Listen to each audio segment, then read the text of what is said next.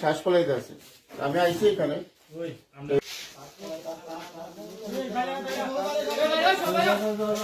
আমার ভাতিজা মইনুদ্দিন উর্ফে সোহাগ মাধ্যমিক পরীক্ষা দিছে। তে কুলুবাড়ি তার আত্মীয় বাড়ির থেকে বাইক নিয়ে আসার পথে মেলাগড়, ইন্দিরানগর, কলোনি এবং ল্যাংড়া দরকার মাঝখানে একটা বাসের থেকে বাঁচার জন্য একটা বাসের সাথে তার মানে একটা সংঘর্ষ হয়ে গেছে। এমন অবস্থাতেই মানে সাইড কেটে গেছে। করার পরে সঙ্গে সঙ্গে তারে মেলাগড় হসপিটালে আনছে।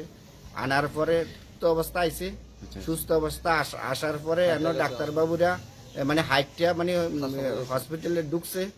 ঢুকার পরে তারা যাওয়ার পরে ডাক্তারবাবুরা তার একটা ইঞ্জেকশন দিছে। তার ভুল চিকিৎসা তার উপরে হয়েছে।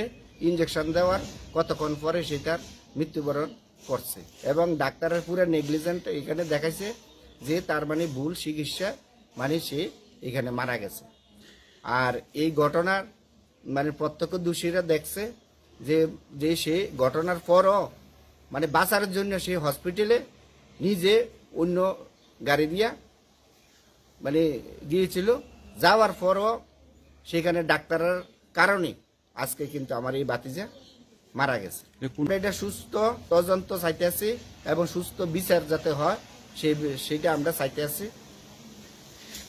আরেক দপ্তরের কাছে।